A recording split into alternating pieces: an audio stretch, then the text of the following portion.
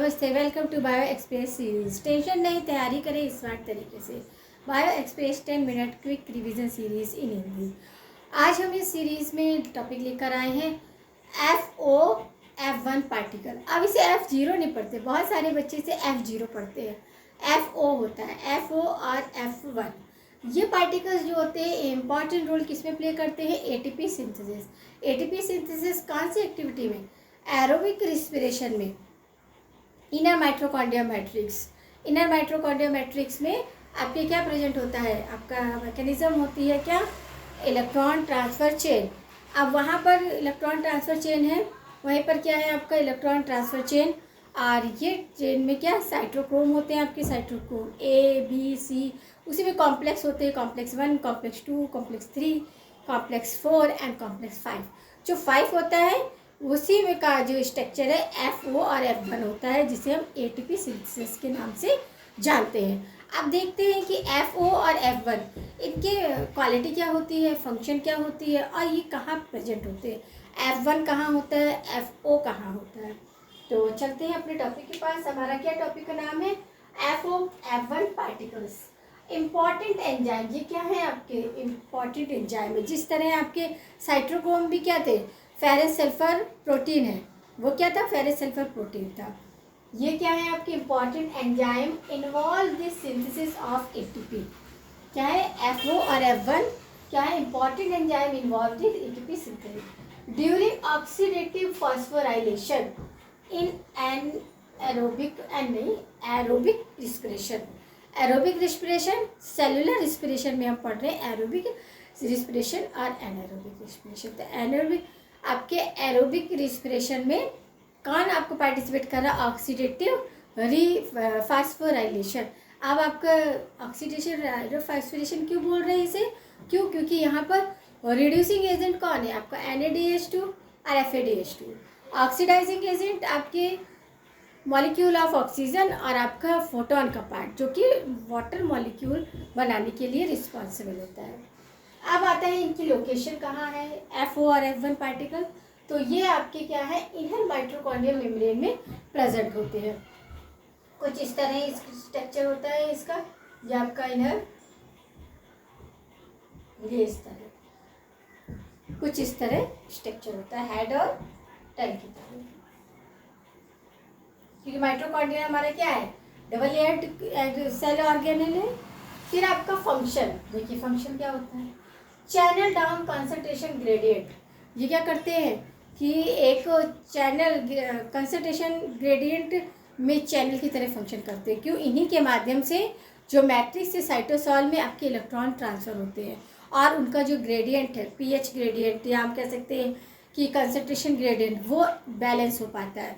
कहाँ ज़्यादा रहता है? साइटोसॉल में, और कम कहाँ रहता है? मैट्रिक्स में। तो ये मेंशन होता है किसके माध्यम से? आपके FO और F1 पार्टिकल के माध्यम से आपके क्या होते हैं, इलेक्ट्रॉन ट्रांसफ़र होते हैं एक साइटोसॉल से आपके कहाँ जाते हैं, मैट्रिक्स में जाते हैं। और इस तरह वो मेंशन करते हैं आपके कंसंट्रेशन ग्रेडियंट को। आपका क्या है, इस तरह से हम इसे देखो, FO और F1 पार्टिकल, इसके बहुत सारे नाम है, किसी भी नाम से आपसे एग्जाम में पूछा जा सकता है। ये तो आपका है FO और F1 पार्टिकल, जिसे बच्चे F0 और F1 भी बोलते हैं। इसे ऑक्सीसोम भी बोलते हैं और इसे रैकर्स पार्टिकल भी बोलते हैं। क्या बोलते हैं? FO F1 पार्टिकल के साथ इसे रैकर्स पार्टिकल भी बोलते हैं। अदर नेम इसका रैकर्स पार्टिकल भी है। या इसे फर्नांडिस मोरेन, ये साइंटिस्ट के नाम पे फर्नांडिस मोरेन पार्टिकल भी बोलते हैं। और आपके एलिमेंट्री पार्टिकल भी बोलते हैं। क्या बोलते हैं? Elementary particle. फिर आता है यूनिट, ऐसे हम यूनिट ऑफ माइटोकॉन्ड्रिया भी बोल देते हैं। क्या कहते हैं? यूनिट ऑफ माइटोकॉन्ड्रिया भी बोल देते हैं। तो समझ लगा कि FO F1 पार्टिकल के कितने नाम हैं। आपका एलिमेंट्री पार्टिकल्स भी बोलते हैं, रैकर पार्टिकल्स भी बोलते हैं, और साइंटिस्ट के नाम पे फर्नांडिस आपका मोरेन पार्टिकल भी बोलते हैं। और साथ ही ये माइटोकॉन्ड्रिया की यूनिट, इसे कह सकते हैं यूनिट ऑफ माइटोकॉन्ड्रिया। इसके साथ एक और फैक्ट है कि ये smallest Rotarian machine of the universe. अगर आपसे पूछा जाए कि ऐसी मशीन बताइए जो रोटेटरी है और स्मॉलेस्ट है, तो यूनिवर्स में पूरा आपके ब्रह्मांड में क्या है, आपका F0 और F1 है, जिसे हम यूनिट ऑफ माइटोकॉन्ड्रिया भी बोलते हैं। समझ लगा? अब देखिए जो एफ ओ होता है ये क्या है, इंट्रीगल पार्ट होता है या इंट्रीगल प्रोटीन होता है। ये इम्बेडेड होता है इनर माइटोकॉन्ड्रिया मेम्ब्रेन में। और इसके कंपोनेंट क्या होते हैं आपके ए टू बी 9 से 12 कार्बन सब यूनिट, ये इसके कंपोनेंट होते हैं। एक होता है कंपोनेंट, कंपोनेंट 2 भी होता है, कंपोनेंट सी होता है। सी कहाँ से होता है आपका 6 से 12 तक होता है, ये सब यूनिट है। और वही आपका F1 ये एक्सटिंक्ट प्रोटीन होती है, ये इंट्रीगल प्रोटीन है यानी कि एम्बेडेड रहती है इनर माइटोकॉन्ड्रियल मेम्ब्रेन में। बट जो F1 है वो एक्सटिंक्ट प्रोटीन है या इसे पेरिफेरल प्रोटीन बोलते हैं, उभरी हुई बोलते हैं। और ये मैट्रिक्स में रहती है। इसके कंपोनेंट होते हैं 3 अल्फा। याद रखना है ये कंपोनेंट भी आपसे पूछे जाते हैं, नहीं बस आप सुन रहे हो, सुनना नहीं है, इसको अच्छे से समझना भी, एनालाइज भी करना है। कंपोनेंट क्या है 3 अल्फा 3 बीटा 1 सिग्मा 1 गामा, या फिर इसको सिग्मा और इसको गामा, हाँ सिग्मा 1 गामा और 1 एप्सिलॉन। क्या ये होता है आपका एफ ओ का क्या है, एफ ओ का आपका कंपोनेंट है A to B 9 to 12 C sub unit. जबकि आपका F1 क्या है आपका इंस्ट्रिक्ट प्रोटीन है या फिर हम कह सकते हैं पेरिफेरल। और इसमें आपके जो यूनिट होती है वो 3 अल्फा 3 बीटा और गामा सिग्मा और आपका 1 एप्सिलॉन। अब हम यहाँ स्ट्रक्चर देखेंगे कि ये क्या है 2B, तो एक इस इनर साइड होगा और एक आउटर मेम्ब्रेन साइड होगा। तो ये 2 में है, ये A है, और ये C जो मैंने यहाँ पे 4 बनाया ये आपके 9 to 12 यानी कि 9 10 11 12 4 समझिए इतना ही होगा। तो ये 9 से 12 तक हो सकती है, 9 भी हो सकती है 12 भी हो सकती है। और ये आपका क्या है गामा है, एप्सिलॉन है, और ये अल्फा तो 3 अल्फा होगा 3 बीटा होगा, और ये क्या है आपका सिग्मा और आपका एप्सिलॉन। समझ आया। अब किस तरह काम करते देखिए, यहाँ प्रोटॉन ग्रेडियंट कहाँ पर है, ये आपका प्लाज्मा मेम्ब्रेन। प्लाज्मा मेम्ब्रेन में यहाँ से इलेक्ट्रॉन क्या होता है एंटर करेगा, कहाँ आपका इनर माइटोकॉन्ड्रिया मेम्ब्रेन में। क्यों इनर माइटोकॉन्ड्रिया मेम्ब्रेन करेगा, क्यों, क्योंकि आपका माइटोकॉन्ड्रिया वो सेल में पड़ा है और सेल में आपके क्या रहेगा प्लाज्मा मेम्ब्रेन ही रहेगी। तो ये यहाँ से एंटर करेगा, तो ये आपका यहाँ पर आया।